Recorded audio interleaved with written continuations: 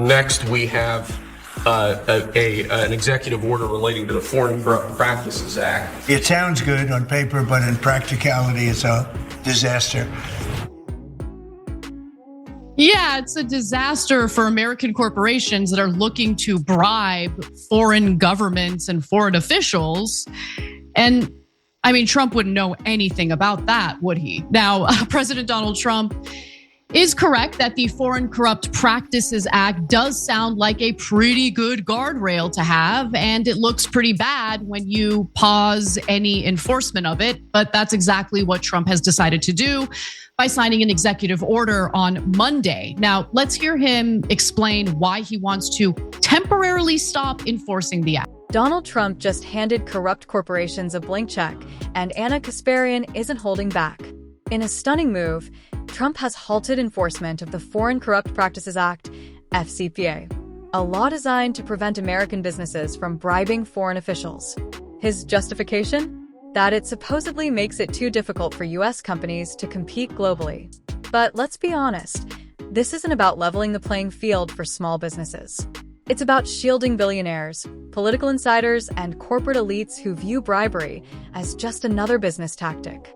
Kasparian dives deep into why this executive order is a disaster, exposing who really benefits and how Trump's assault on anti-corruption laws aligns with his long-standing embrace of crony capitalism. From cutting shady backroom deals to protecting corporate fraudsters, this move is yet another example of his administration siding with the ultra-wealthy at the expense of accountability. It means that if an American goes over to a foreign country and starts doing business over there legally, legitimately, or otherwise, it's almost a guaranteed investigation, indictment, and nobody wants to do business with the Americans because of it. Nobody wants to do business. They say, look, we can deal with China. They can do whatever they want. We can deal with Russia. We can deal with anybody. And we have a normal life. You deal with America, the FBI gets over there. They don't investigate death and murders on the street in New York and Los Angeles. They go over and investigate a business guy trying to do business. So it made it very, very hard. So we'll sign this, and it takes courage to sign it because you only get bad publicity when you sign it. It sounds so nice. The title is so lovely, but it's an absolutely horror show for America. So we're signing it because that's what we have to do to make it good. Now, notably, US government officials are also barred from taking bribes from foreign agents or foreign governments. In fact, we have a Democratic senator who's currently spending some time in prison, that's Senator Bob Menendez, for taking bribes from foreign nationals. But look, you just heard Donald Trump spin on this. Let's actually talk about what the Foreign Corrupt Practices Act actually does and how it actually protects from the type of corruption that we should be. Prevent corporate bribery and protect ethical business practices. By pausing enforcement, Trump has effectively signaled to powerful corporations and political insiders that bribery is fair game, as long as it serves their financial interests. Critics argue that this move doesn't promote fair competition. It rewards corruption, undermines global anti-bribery efforts, and tarnishes the reputation of American businesses abroad. Instead of holding corporations accountable, the order dismantles safeguards designed to prevent fraud, kickbacks, and unethical dealings in foreign markets. Anna Kasparian breaks down the real impact of this decision, who stands to benefit, and how it fits into Trump's long history of siding with the wealthy elite over accountability and fairness. This isn't just bad policy. It's a full-scale attack on anti-corruption laws that could have far-reaching consequences. By stripping away enforcement of the Foreign Corrupt Practices Act, Trump has made it clear. Corruption isn't just tolerated, it's a business strategy. If there was ever any doubt about his pro-corruption tendencies, this decision erases it. The FCPA is one of the few legal tools holding corporations accountable for bribery, and by gutting its enforcement, Trump is sending a clear message. For the wealthy and well-connected, the rules don't apply. This move isn't about helping small businesses or protecting American workers. It's about shielding corporate elites and political insiders, many of whom are in Trump's own orbit, from the consequences of their actions. If history is any guide, Those who stand to benefit most are the very people who have long fought to weaken regulations that keep their dealings in check. This executive order is nothing short of a gift to executives who see bribery as a shortcut to profit and a slap in the face to those who believe in fair, ethical commerce. Instead of leveling the playing field, Trump is tilting it in favor of those who thrive on corruption at the expense of honest businesses and global accountability. FCPA became law back in 1977, barring all Americans and certain foreign issuers of securities from paying bribes to foreign officials. The law was amended in 1998 to apply to foreign firms and people who caused such bribes to take place within the United States. Now, violators of the FCPA do face a maximum possible criminal sentence of 15 years in prison and a maximum fine of $250,000 or 3 times the monetary equivalent of the thing of value demanded by a foreign official. The Department of Justice back in 2024 announced enforcement actions in 24 cases related to alleged violations of the FCPA. There were 17 such enforcement actions announced the year prior in 2023. Cenk. Yeah, so the reason why it sounds like a disaster is because it is a disaster. This is about the 18th thing in a row that Trump has done that is pro-corruption. I mean, Eric Adams' pardon was just like no other reason than, oh, you took a bribe too? Great, I'm in, yep. I love it, you're a Democrat, I don't care. You agree with me, don't agree with me, don't care. You're pro-corruption, I love it. So he's pardoned anyone and everyone who's committed any act of corruption. Rod Blagojevich, for no reason, a former Democratic governor of Illinois, totally corrupt. So this is another pro-corruption one. And this one has some history behind it. This is one of the things that Sheldon Adelson demanded back when he was alive. Now his widow Miriam Adelson carries on his torch of corruption, bravely going forward. Willing to be unpopular? Well, not really, because she also got the Presidential Medal of Freedom for her corruption. That's what Trump gave her in the first term. As I've told you many times, that family has given Trump $337 million in campaign contribution. So Sheldon was up on this charges based on this act because now I forget, I wrote it in my book, Justice Coming, you see the exact number, but I think he did a bribe of around $60 million. And if the thing that he must have gotten must have been so valuable that he gave a bribe of 60 million, right?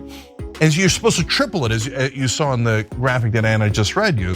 So that would have been 180 million at a bare minimum. Trump let him go with a $9 million. The Foreign Corrupt Practices Act, FCPA, enacted in 1977, was designed to prevent American companies from bribing foreign officials, ensuring a fair and ethical global marketplace. Over the years, it has led to millions in fines and prison sentences for corporate criminals who tried to buy their way into international markets. Yet under Trump, this crucial anti-corruption law has been treated as an inconvenience rather than a safeguard. By halting its enforcement, Trump isn't just relaxing regulations. He's actively dismantling one of the few mechanisms that hold powerful corporations accountable. Instead of upholding fair business practices, his administration has chosen to prioritize the interests of executives who view bribery as just another tool for profit. This move signals to corporate elites that they can operate with impunity, further eroding trust in America's commitment to ethical business conduct on the global stage. This isn't just a policy shift, it's part of a larger pattern. Trump has consistently sided with corrupt individuals, from his pardon of Rod Blagojevich to his leniency towards Sheldon Adelson, who faced serious bribery allegations under the very law Trump is now suspending. Even more troubling is the possibility that this move could directly benefit his own associates, including Jared Kushner, whose deep financial ties to foreign investors raise serious ethical concerns. By gutting the enforcement of the Foreign Corrupt Practices Act, Trump isn't helping American businesses, he's protecting his inner circle from accountability. This executive order is yet another example of Trump using the power of the presidency to shield the wealthy and well-connected while undermining laws designed to prevent corruption. Instead of cracking down on corporate crime, he's making it easier for political insiders and billionaires to operate without consequences. It's just like a slap on the wrist. He could have gone to jail for that. He should have gone to jail for that, and he didn't. So now who's doing business in other countries that might benefit from a little bit of corruption? Oh, right, his son-in-law, Jared Kushner. Okay, let alone every other businessman he knows, let alone maybe one day himself, let alone the rest of his family. No, this is unmitigated terrible. Yes. Now, this isn't a complete reversal of the act. The FCPA will be paused for 180 days, after which Pam Bondi, the Attorney General, will revise enforcement guidelines for the act. We'll see what those revisions will look like. But prior to Donald Trump signing the executive order, she basically said that enforcement actions would prioritize international cartels and criminal organizations as opposed to corporations. We got to look out for the corporations, Shank. The poor corporations. I mean, they just can't get anything done, with these difficult regulations and laws. I mean, how the hell would they make any money or turn a profit if it weren't for the weakening of the enforcement mechanism when it comes to foreign corruption? Yeah, so, well, there you have it. Anna, you know what's really populist? Supporting corporate corruption. Right. As populist as it gets. The very opposite of populism. So yeah, we're here to tell you what. White-collar crime and corporate bribery aren't just as damaging. This shift isn't about reform. It's about giving corporations a free pass while pretending to crack down on crime elsewhere. Pam Bondi, handpicked by Trump, has a track record of protecting corrupt figures, and there's little doubt that her revisions will lead to permanent deregulation rather than meaningful reform. By steering the Justice Department's focus away from corporate corruption, she's effectively ensuring that powerful executives can engage in bribery and fraud with little fear of consequences. This move aligns perfectly with Trump's broader pattern, prioritizing the interests of the wealthy and well-connected while weakening accountability mechanisms. If history is any indication, this 180-day pause is just the beginning of a long-term effort to dismantle corporate oversight and further entrench crony capitalism. Multinational corporations bribing officials don't qualify as criminal enterprises? That's the twisted logic behind this move. This isn't just bad policy. It's a deliberate strategy to shield the wealthiest business interests from scrutiny while gutting protections against corruption. And while Trump supporters may not see it yet, this decision doesn't just damage America's global reputation. It actively undermines the very institutions that protect working-class Americans from corporate exploitation. When businesses can buy their way into foreign markets with no oversight, it's not just the ultra-rich who benefit. It's everyday workers who suffer the consequences.